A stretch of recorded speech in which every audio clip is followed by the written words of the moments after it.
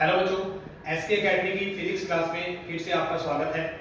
तो बच्चों, आज हम प्लस 2 के जो हमारा चैप्टर है that is current electricity, that is chapter number 3 of NCERT, उसका एक हम टॉपिक डिस्कस करेंगे that is very very important. और बोर्ड के एग्जाम के पॉइंट ऑफ व्यू से अगर हम देखें तो ये टॉपिक जो है वो बहुत ज़्यादा इंपॉर्टेंट है।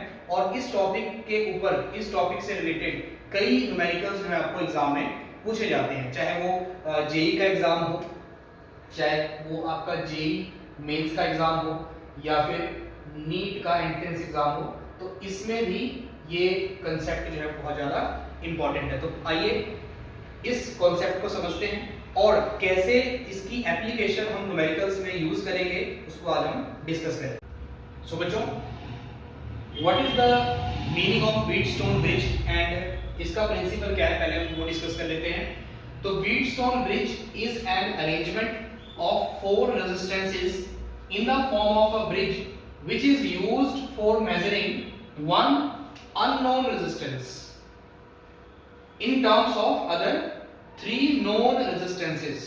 मतलब व्हीटस्टोन ब्रिज एक ऐसा सिस्टम है, एक ऐसा अरेंजमेंट है जिसमें हम 4 रेजिस्टेंस का यूज करते हैं। और इसका यूज, इस प्रिंसिपल का, इस सिस्टम का यूज किस लिए किया जाता है? To find the unknown resistance. अब यहाँ पे हमने 4 रेजिस्टेंस यूज किया है, तो उसमें एक अननोन रेजिस्टेंस होगा और बाकी के 3 रेजिस्टेंस क्या होंगे? नोन होंगे, उसकी वैल्यू हमको पता होगी और उसका इस्तेमाल करके जो अननोन रेजिस्टेंस है वो हम फाइंड करते हैं। So this is the basic purpose of Wheatstone bridge. So बच्चों, इसका प्रिंसिपल क्या है? What is the principle of Wheatstone bridge?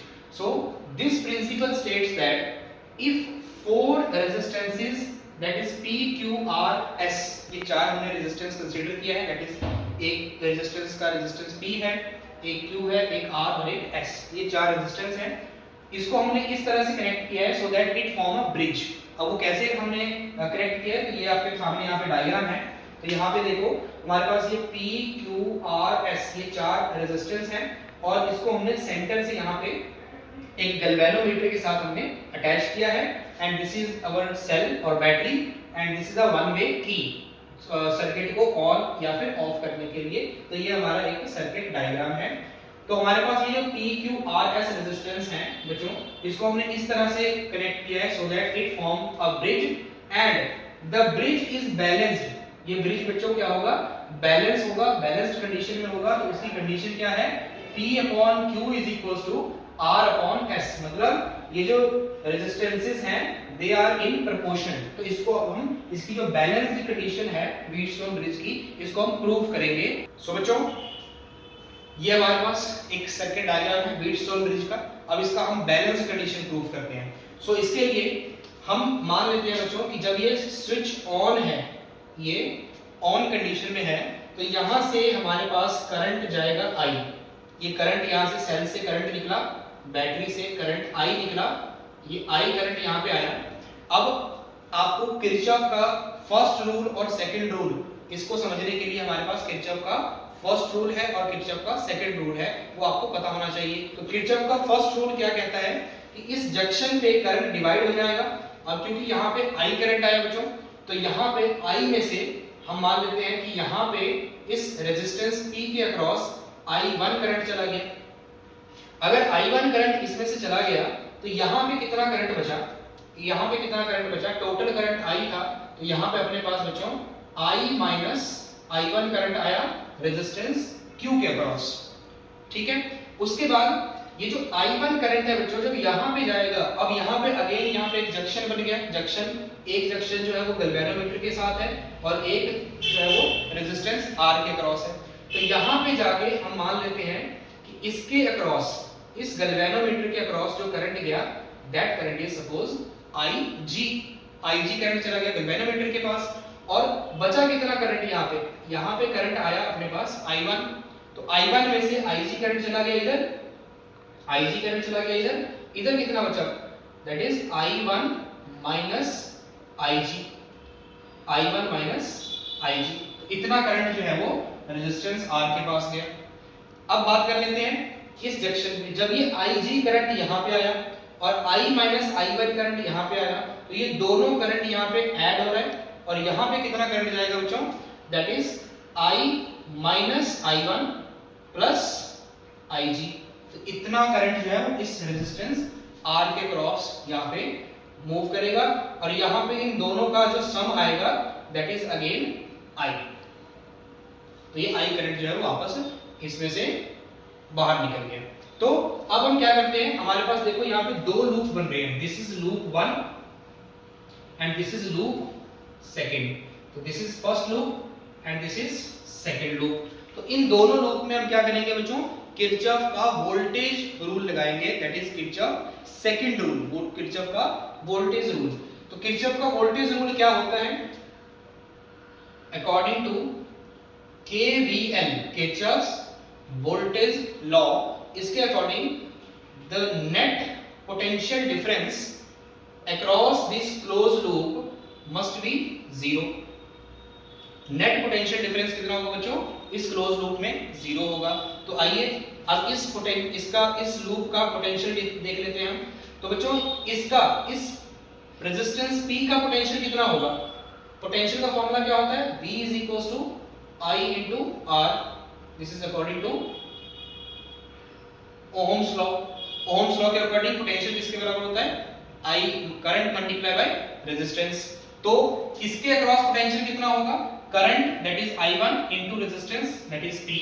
तो क्या बन जाएगा बच्चों, I1 into P प्लस, अब बच्चों यहाँ पे अगर हम यहाँ पे देखें कि इसका रेजिस्टेंस कितना है G, गैल्वेनोमीटर का रेजिस्टेंस कितना है G, और करंट कितना आ रहा है इसमें से IG।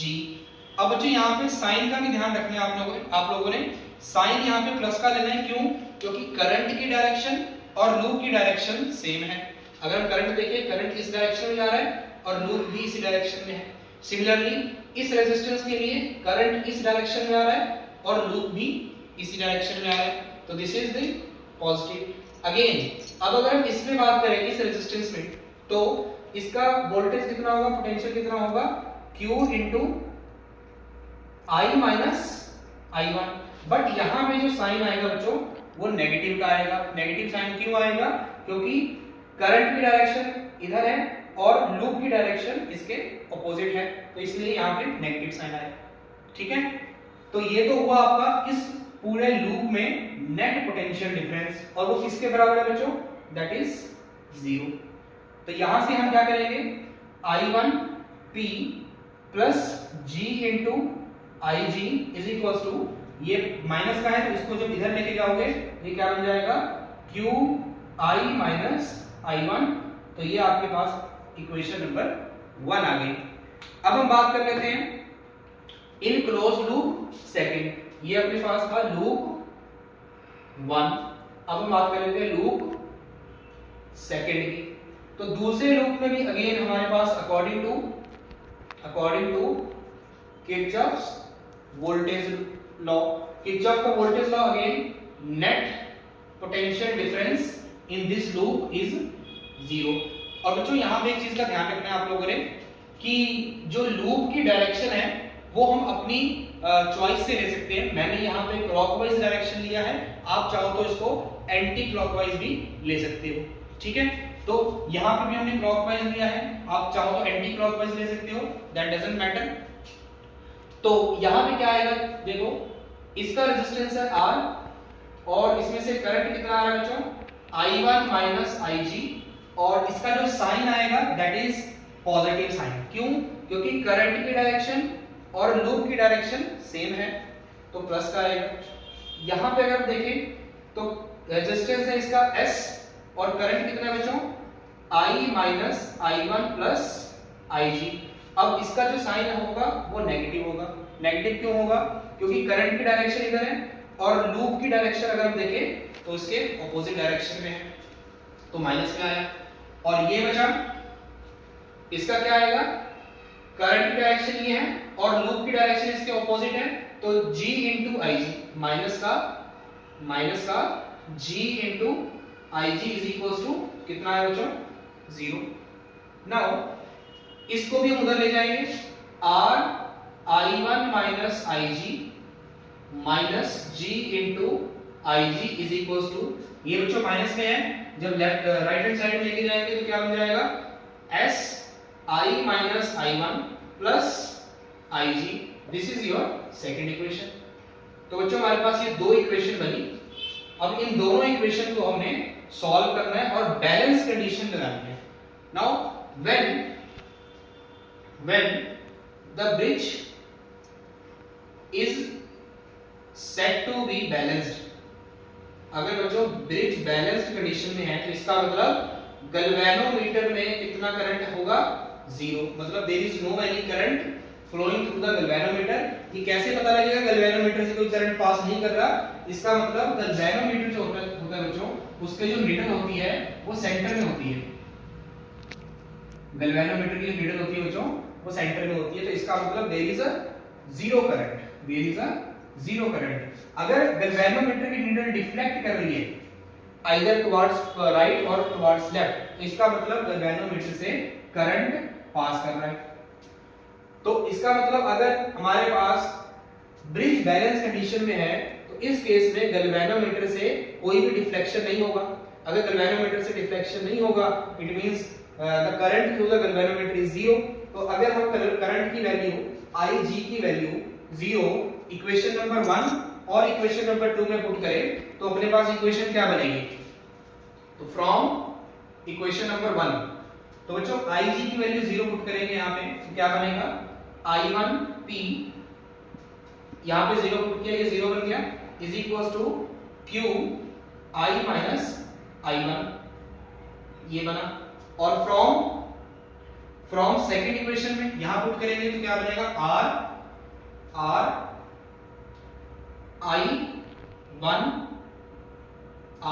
I1 माइनस जीरो, तो R इंटू I1 बना, यहां पे जीरो पुट करेंगे ये सारा जीरो बन जाएगा, इज इक्वल टू यहां पे जीरो रखेंगे तो S I माइनस I1।